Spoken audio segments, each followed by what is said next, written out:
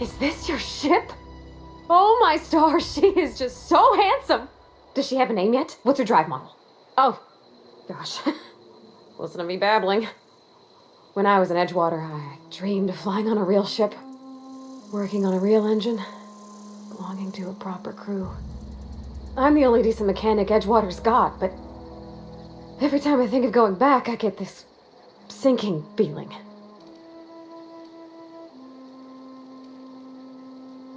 Well, it's kind of you to say that. And you're right.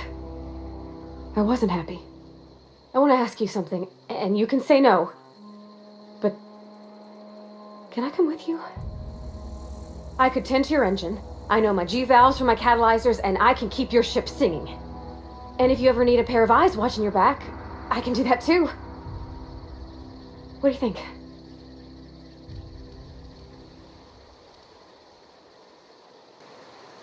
Yes! I mean, thanks. You won't regret this, ma'am. Captain.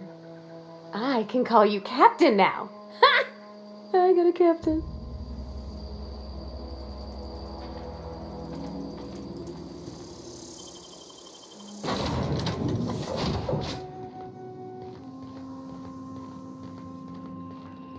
Captain, I have detected that Edgewater's power supply is now optimal. I applaud your willingness to invest your time in the local community. What can I do for you, Captain?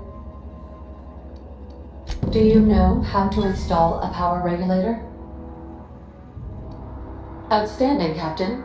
Your aptitude for engineering will prove invaluable in the event of another catastrophic engine failure. Our engine room is located behind you. Across the cargo bay, up the ladders.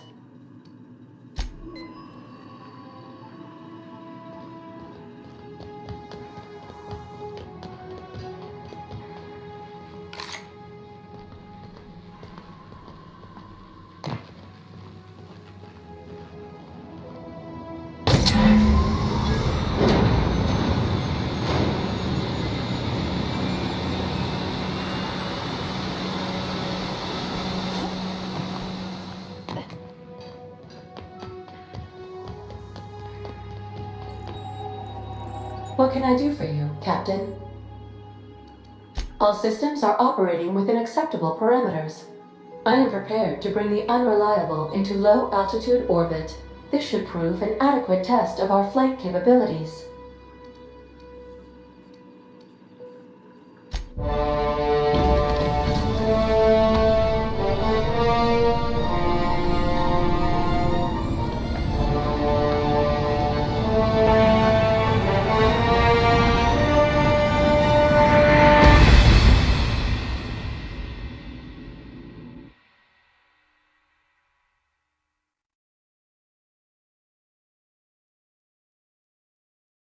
We have received a communication request from Dr. Phineas Wells. Ah, there you are, hale and hearty, and captain of your own ship. I see you're putting the unreliable to good use. Shame about her former captain, horrible way to die. How are you feeling, by the way? I lost track of you in that cave back there. Experiencing any, unnatural drippage? Perfectly normal side effect of thawing, I assure you.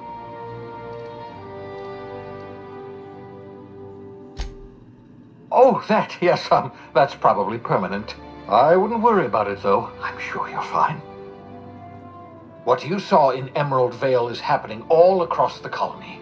Food shortages, lack of supplies, and basic necessities. We're dying.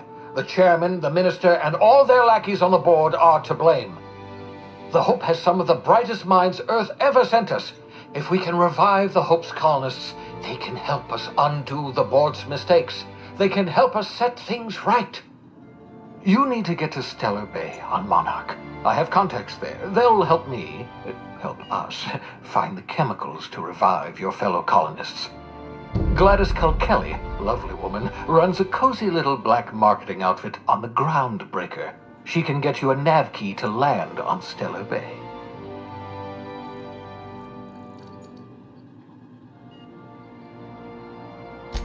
Excellent. I'll send her a wireless. Let her know you're coming. By the way, I gave Captain Hawthorne a disguise apparatus of my own design, cutting-edge technology years ahead of its time. I call it the Holographic Shroud.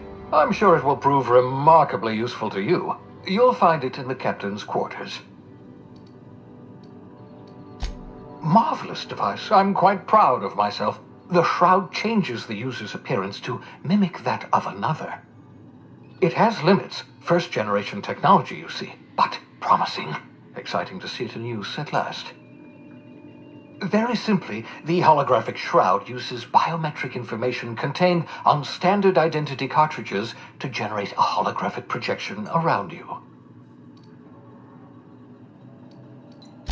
Only stands up to a casual scrutiny. Use it too long, bound to flicker, blur, something like that. Movement makes it more likely. Best used in moderation. When you see guards in your path you can't sneak past, for example. Maintain your distance. Act normal. No running, no jumping. Don't draw their attention. If they pay attention, they're more likely to notice flaws in the hologram.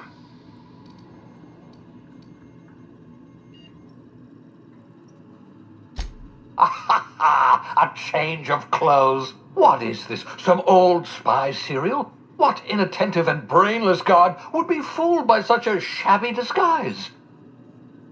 The holographic shroud masks not only your clothes, but your face and fingerprints. It modulates your voice and sweetens your breath. Excellent. I'll contact you once you've found a way to get to Stellar Bay. If you have any questions, come see me in my lab. And remember, don't trust the board. They'll try to win you over with promises of wealth and power, but it's a lie. The board's only interested in filling their own pockets. If we don't put a stop to them, they're going to run this colony to the ground. Transmission ended. If you are ready to depart, please select a destination on your navigation terminal.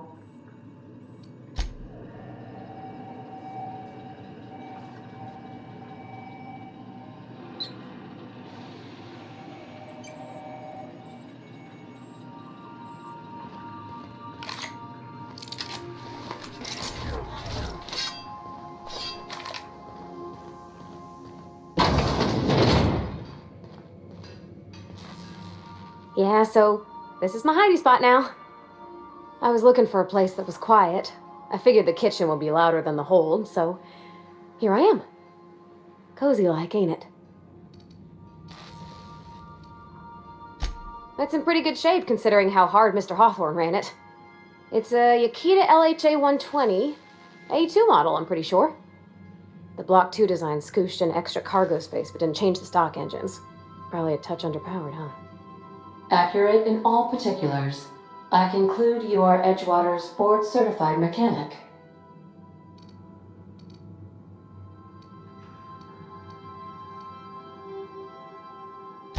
So you're gonna call her it, not she?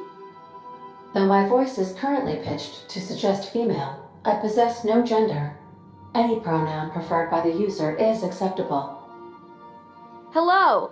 I am not a board-certified mechanic, but my dad was. He taught me all he knew. Do you understand?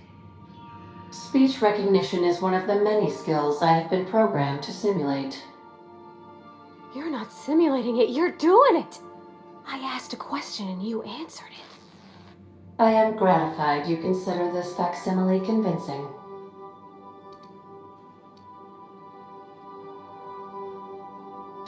I don't see any holes in the hull. I'll take a good squint at her, make sure everything's tip-top. But I think we're cooking with plasma torches. You can do that, you know.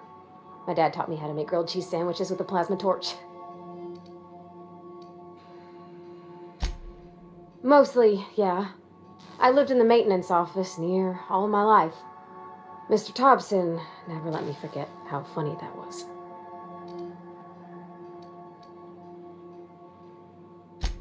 He meant funny as in odd. It's not normal for anyone to do as their parents. You take a vocational test. That decides your schooling and your career. When I tested out for maintenance, everyone figured it was on account of my dad. They were real unhappy with us. I'm good at making things work the way they ought. Not so much at doing such to somebody else's schedule. There's times I'm working deep in the guts of a loader, getting it all running perfect. Then I look up to see it's tomorrow, and I've blown another deadline. Anyhow, I was happy to get back home. I didn't care much for schooling.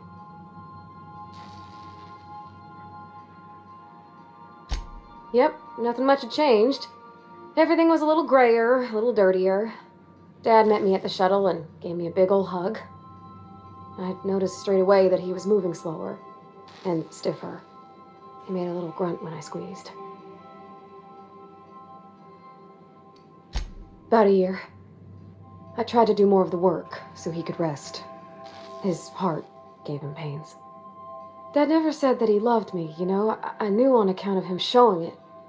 How he'd stay up late to help with my projects or listen to my fretting. Oh gosh, look at the time. Sorry to bend your ear so long. And I got so much to do before this ship's in decent shape.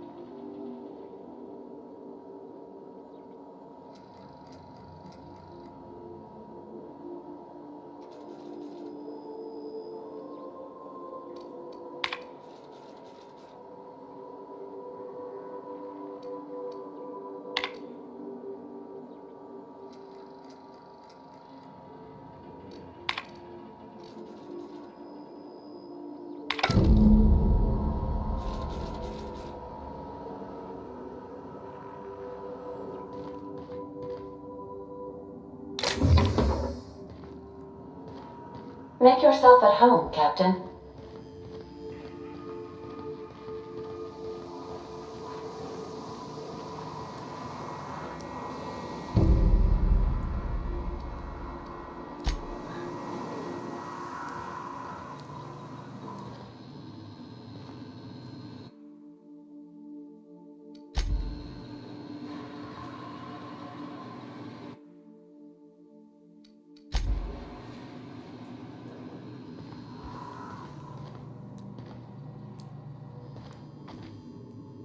I could spend hours reflecting on the secret workings of the universe. Little else in this colony offers such a relaxing pastime. So, tell me what's on your mind. I excel at confessional listening.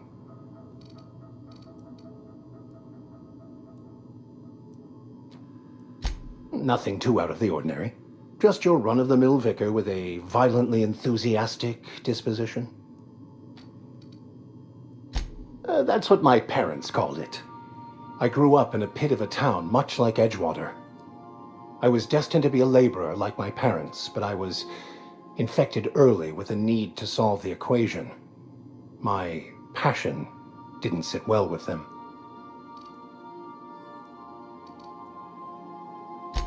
My parents, ironically. They internalized the precepts of scientism like no one I've ever known. They had a pure faith, a faith that brought joy to them regardless of the situation. I envied that. I wanted that peace. I thought if I became a vicar, I could find it.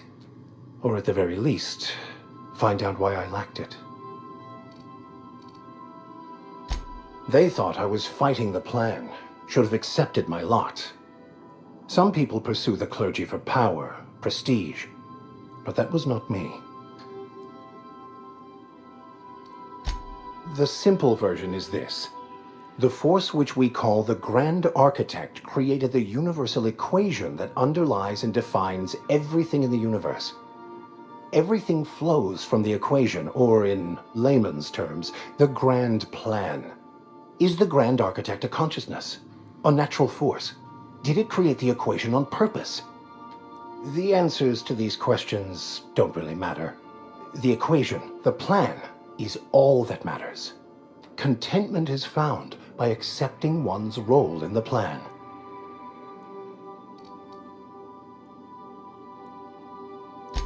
The plan is not one rigid path. There are a variety of multitudes contained within it. Our paths have variance, but we'll end up adhering to it, whether we like it or not. Some choices make the path smoother, some rougher. You can even go outside the lines, but the further outside you go, it's like an unbreakable elastic band. It will only stretch so far before it snaps back. The further it is stretched, the more violent the eventual correction.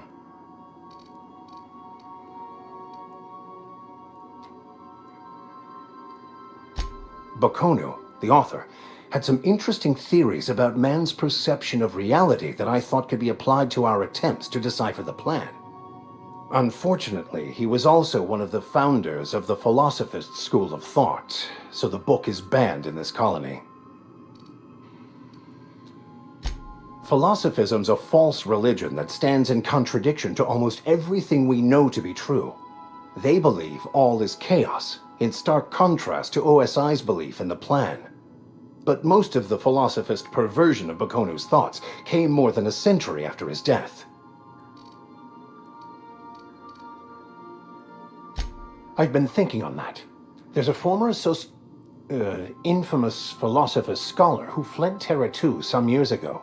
He's an expert on Bakonu. He's also who told me of the journal's presence in Emerald Vale. If anyone in this colony could translate that book, it would be him. That's a good question. We should start on the Groundbreaker. It's where I'd go if I wanted to get off Terra 2. Great place to pick up a ride to Hephaestus, Scylla, even Monarch. All I need is access to a data cartridge from the security terminal. Their easily hackable system keeps a registry of all crew manifests for both arrivals and departures. I'll comb the last 6 months of departure manifests to track the Philosophist's off-world destination. Before I transferred to Edgewater, I had a wealth of time to develop certain, secular skills during my years serving a particular penitentiary flock. I meditated, led sermons, provided guidance to the inmates as needed, of course. I also played prison yard tossball and taught myself a bit about computronic security systems. Thank you, Captain.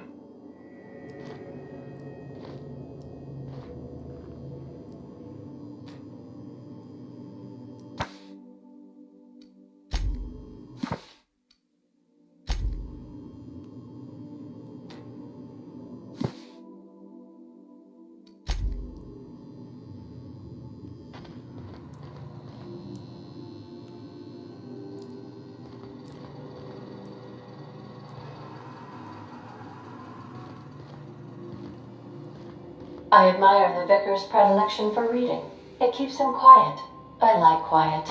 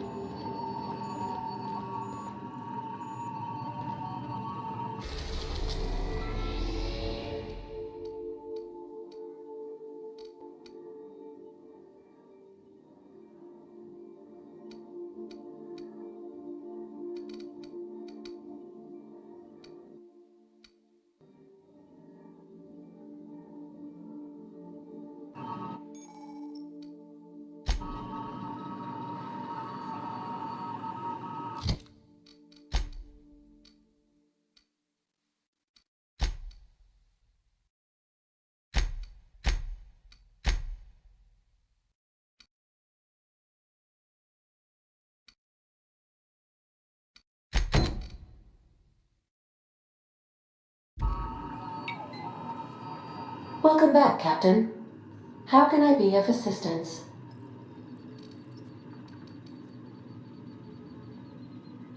The unit is a cleaning SAM.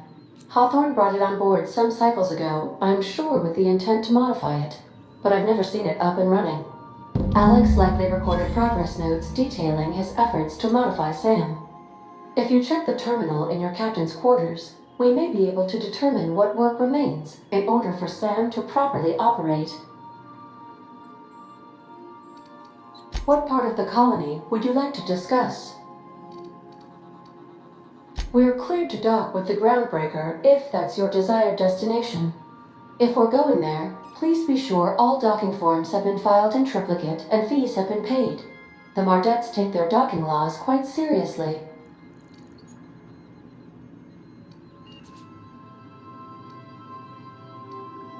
The Groundbreaker was Halcyon's original colony ship.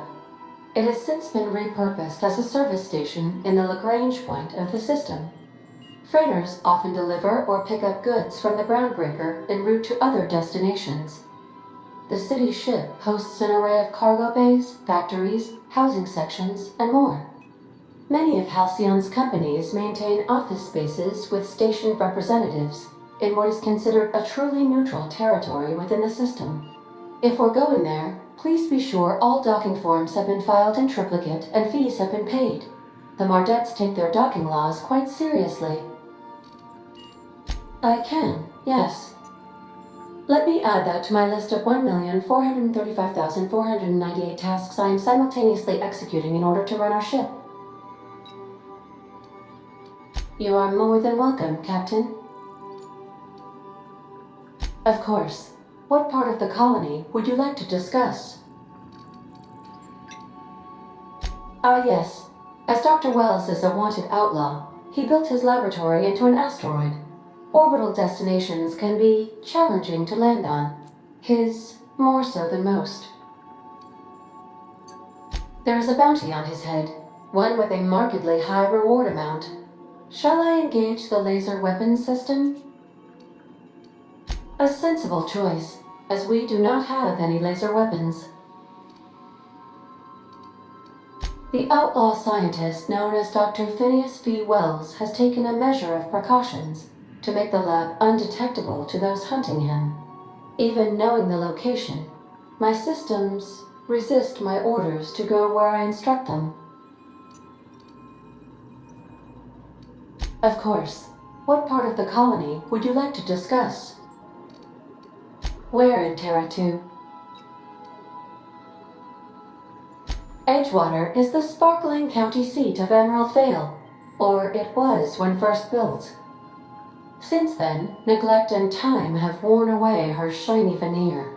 The town is near the coordinates where Captain Hawthorne died. It would not be unfortunate if something, like say, a plague, were to wipe Emerald Vale from the face of the planet. You mean the ones who did not answer my distress call with medical assistance, but instead came to issue my injured captain a parking ticket?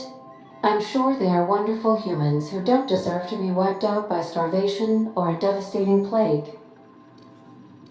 Since you diverted power to Edgewater, the botanical lab shut down, and the deserters were forced to return to town. Meanwhile, the cannery's output increased, enabling the town's population to prosper. Thank you for nothing, Captain. I cannot say. First, I need to adjust my memory interpretation sensors, but I think my answer is yes. Of course. What part of the colony would you like to discuss? Where in Monarch? Ah, Monarch, the armpit of the Halcyon system. Her last functioning port town is Stellar Bay. Well, that is if you don't count Sublight's Smuggler's Port at Fallbrook. I believe it has something to do with the planet being an uninhabitable wilderness and a lawless land with no corporate presence. You may wish to survey the residents in Stellar Bay for additional data points. It's Sublight run for the purpose of shipping contraband, and before you ask, I don't know the coordinates, so I can't dock us there. Of course. What part of the colony would you like to discuss? Where in Monarch? Warning. All colonists are urged to reconsider travel to Cascadia due to infestation of mantisaurs and risk of indefinite detention or death. There are no people aside from marauders in Cascadia. There is only death. The local report is that you will very likely die if you leave Cascadia's landing pad. This is one of those times where you say one word but really mean another, isn't it?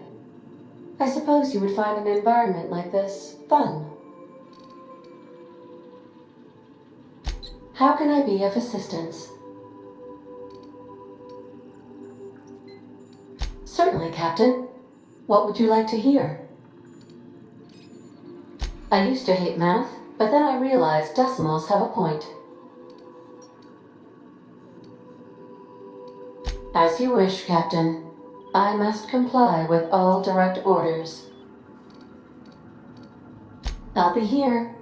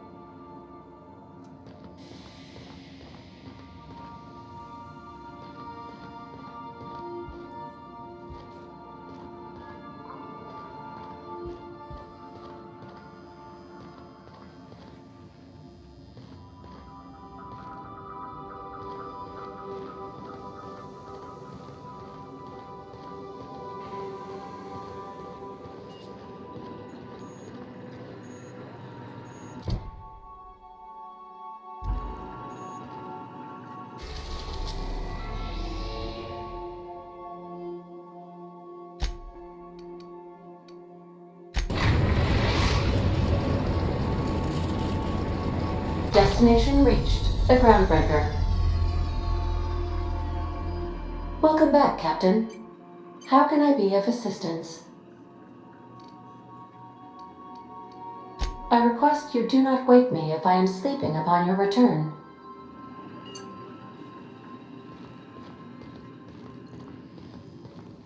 Can we talk? Hey, Captain. I heard that Groundbreaker's got a real good engineer. A lady named Junlei Tennyson. I was thinking that maybe I ought to meet her. If you got time to swing us by, I mean. I don't got much experience fixing actual spaceships. I bet you a can of Borston beans she could teach me all manner of stuff.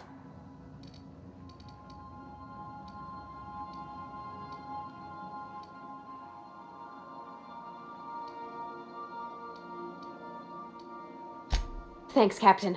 I'll be sure to make it worth your time. Did you want to talk about something else?